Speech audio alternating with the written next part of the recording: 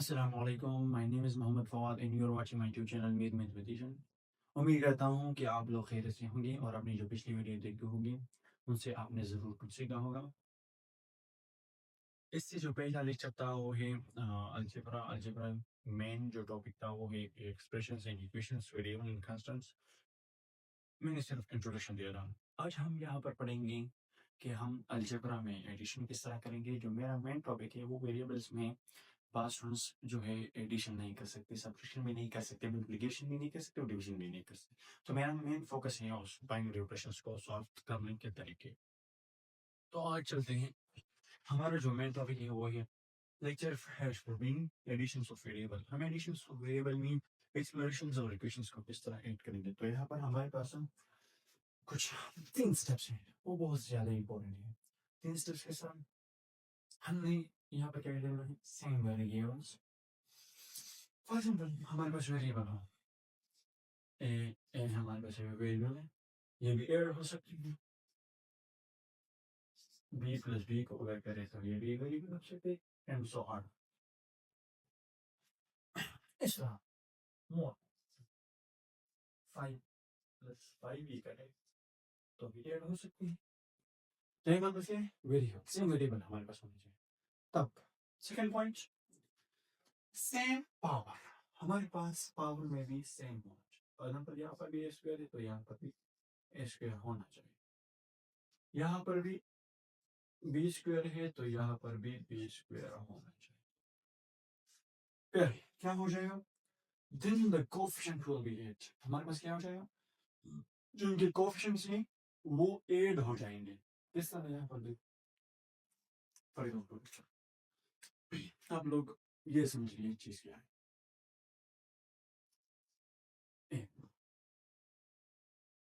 This is called n and this is called n। अब यहाँ पर कुछ इंपॉर्टेंट नाम है, इनको हम क्या कहेंगे, ये वेरिएबल तो है, नंबर फर्स्ट वेरिएबल तो है।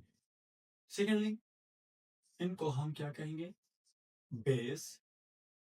इसको हम क्या कहेंगे, इसको 3 नाम लेते हैं। Number first exponent, number 2 power, number 3 degree. आपको जो भी नाम पसंद हो आप इन तीनों में से एक ले सकते हैं। जो ऊपर वाला हिस्सा हो इसको हम क्या कहेंगे, एक्सपोनेंट, पावर और डिग्री। जो साइड में होते हैं इनको हम क्या कहेंगे, कोएफिशिएंट। तो अच्छा, हमने क्या पढ़ा, सेम वेरिएबल होना चाहिए, सेम पावर, ये पावर भी सेम होना चाहिए और कोएफिशिएंट भी हमारे पास, then the coefficient will be 8। हम इनके कोएफिशिएंट्स को ऐड करेंगे, इनको किसी और तरीके से ऐड नहीं कर सकते, सिर्फ इनका कोएफिशिएंट ही हमने ऐड करना है। यहाँ पर देखिए एग्जांपल, आप इंशाल्लाह से समझेंगे। हमारे पास 2x हमने यहाँ पर ऐड करना है ना, एडिशन टॉपिक है, तो प्लस 3x प्लस 4। ये मैंने ब्रैकेट क्यों लगाया, ब्रैकेट लगाना बहुत ही ज्यादा जरूरी है। आप जब भी दो टर्म्स को ऐड करेंगे और यहाँ पर भी एक टर्म है, यहाँ पर 2 टर्म है, लेकिन 2 टर्म को आप किसी एक टर्म के साथ या फिर 2 टर्म के साथ या फिर 3 टर्म के साथ ऐड करना चाहोगे तो वहाँ पर ब्रैकेट लगाना जरूरी है। क्योंकि बाज़ दफ़ा टर्म्स में माइनस भी होता है, प्लस भी होता है, कंबाइन होता है, तो इसलिए ब्रैकेट लगाना जरूरी है। समझ गए? अच्छा, हमको किस तरह ऐड करेंगे फिर, 2x plus 3x plus 4 plus multiply plus. ये इस 3 के सामने प्लस है तो इसलिए हम नहीं लिखते हैं, क्योंकि फर्स्ट टर्म में हमारे पास जो भी सिर्फ नेगेटिव लिखते हैं, लेकिन प्लस हमारे पास है, लिखना जरूरी नहीं है। Plus multiply plus plus 3x plus multiply plus plus 4। अब यहाँ पर देखिए सेम वेरिएबल हमारे पास है, बिल्कुल है सेम वेरिएबल। यहाँ पर देखिए, यहाँ पर हमारे पास सेम वेरिएबल ये भी है, ये भी है। सेम पावर आ रहा है, हाँ सेम पावर वाला भी, क्योंकि यहाँ पर भी पावर होनी है, यहाँ पर भी पावर। देन एक ऑप्शन विल बी, जिनकी कोएफिशिएंट्स हैं हम इनको ऐड करेंगे। हमारे पास 2 प्लस 3, 2 प्लस 3 से हमारे पास क्या आ गया, दिस काइंड ऑफ 2 प्लस 3 में से 5। तो हम इनको किस तरह लिखेंगे, 5x प्लस 4, ये आपका रिजल्ट हो गया। अब हमारे पास एक दूसरा क्वेश्चन है, ये देखिए हम लोग किस तरह ले लेंगे, अगर ये क्वेश्चंस आपको समझ में आ गया तो आप इंशाल्लाह हज़ारों क्वेश्चन सॉल्व कर सकते हैं। तो ये तीनों पॉइंट्स ज़हन में याद रखने हैं और इनमें जो यहाँ पर मैंने यूज़ किया है वो 3 पॉइंट्स, आप ये वो भी ज़हन में याद रखने हैं, तब आप हज़ारों क्वेश्चन भी सॉल्व कर सकते हैं। तो यहाँ पर देखिए 3x square plus 9y square plus 9, मैंने आपको बोला था कि यहाँ पर प्लस लगाना है। 6x square plus 12 plus 6y square plus 6y। अब ये ब्रैकेट को खत्म करना है। 3x square plus 9y square plus 9 plus 6x square plus 12 plus 6y square plus 6y।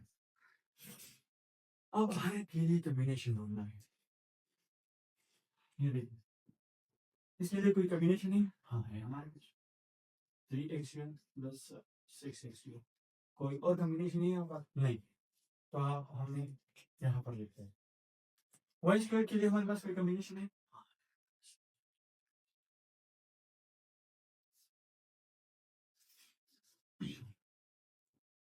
अब यहाँ पर देखिए, यहाँ पर कांस्टेंट है, यहाँ पर भी कांस्टेंट है, लेकिन कांस्टेंट को हम डायरेक्टली नहीं लिख सकते। अगर हमने वेरिएबल को ख़त्म नहीं किया है तब हम डायरेक्ट कांस्टेंट नहीं लिख सकते। चाहे वेरिएबल इस टर्म के साथ हो या वेरिएबल इस सेकंड टर्म के साथ हो, तब हम वेरिएबल ही लिखेंगे। यहाँ पर देखिए एक वेरिएबल हमारे पास रहता है 6y। अब हमारे पास कोई वेरिएबल नहीं रहा, अब हम डायरेक्ट कांस्टेंट को लिख सकते हैं।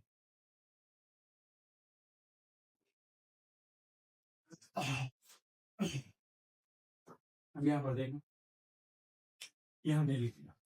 अब मैंने आपको बताया था same variable same power then the quotient will be 8।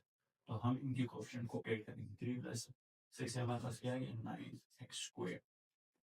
अब same variable same power then the quotient will be added 15y square.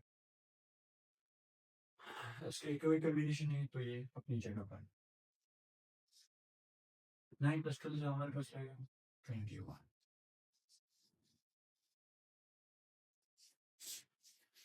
अगर ये क्वेश्चन आपको समझ में आ गया और ये तीनों पॉइंट्स भी आपको समझ में आ गए तो इस लेक्चर को आप जहन से कोई नहीं निकाल सकता, क्योंकि ये लेक्चर आपके जहन में उतर चुका है, क्योंकि ये तीनों पॉइंट्स ही इंपॉर्टेंट थे और ये क्वेश्चन मैंने एग्जाम्पल के थ्रू किया।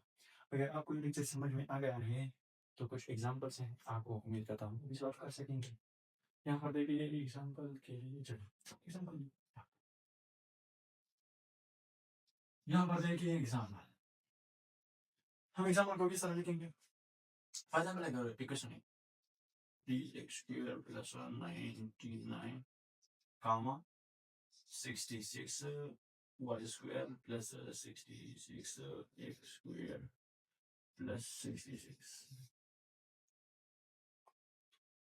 Second question 4y square plus 16y plus 8 x square plus 21 comma 39 x square plus 14y square plus 14। अगर ये दोनों क्वेश्चन आपने सॉल्व किए तो इसका मतलब इस लेक्चर की समझ आपको आ गई। उम्मीद करता हूँ कि आप लोग मेरे लेक्चर से ज़रूर कुछ ना कुछ सीखेंगे। अगर आप लोग कुछ ना कुछ सीखते हैं तो please like share and comment. Thanks for watching my videos.